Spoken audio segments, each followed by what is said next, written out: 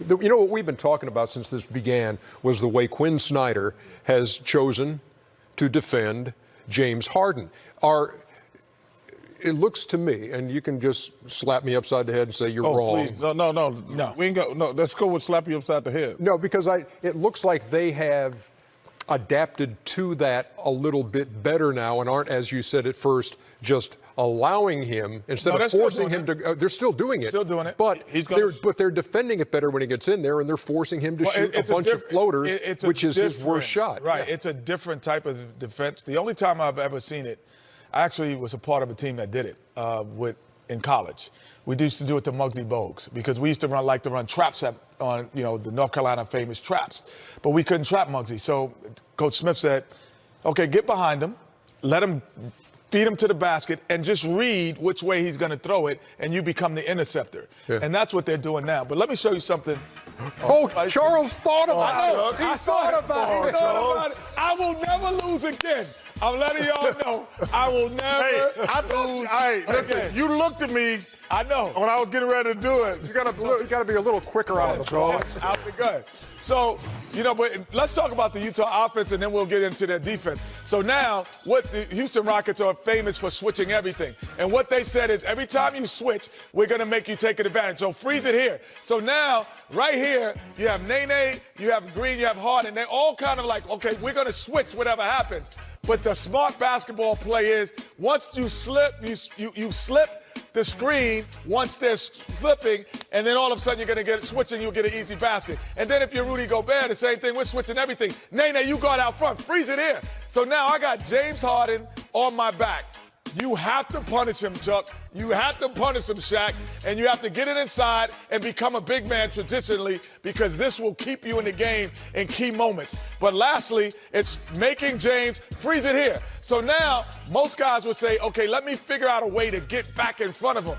No, the Jazz is saying, no, I'm going to stay behind him. Actually, I'm going to get further behind him and let him go into the basket and try to read. Ball comes out, goes to the corner. He didn't make a great pass. Get it back to me in the corner. So he gets back in the corner. Wait, freeze it here. He's like, I'm going to get around him, and I'm going to force him there. So instead of giving him, like now, once he goes, become an interceptor and figure out where the basketball's going. And now that's the way they're playing.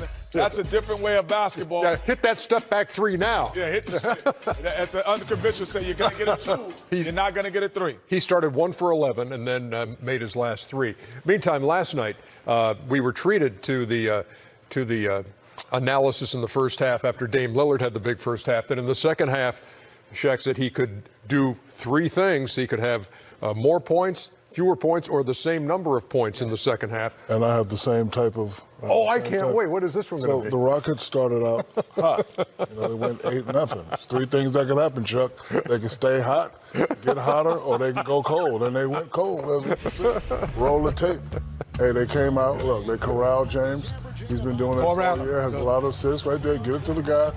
And, they're going to live with that. You're right here. Hit the shot right here. Boom. Eric Gordon, we know he could shoot. 6-man, great 6-man all his career. Right here, throw it out. But then they start getting cold. Boing, boing, boing. So, Chuck is right. Utah should be up by 6 to 8 points. These guys missed a lot of shots. They did get cold. But they are close, and that's what scares me, because if I'm at a closeout game at home, I want to be up by 15, 20, because you don't want a team to be close. Well, but 2 things. I don't understand why teams don't run dummy plays against the Rockets. What do you mean dummy plays? Run a play where I want them to switch. Oh, right, I got you. So I would always have Rudy Gobert, Derek Favors. I don't understand why, or slip the pick and roll, just like Crowder. Well, no, they're going to switch it. You would, like that play Kenny showed, they switch everything.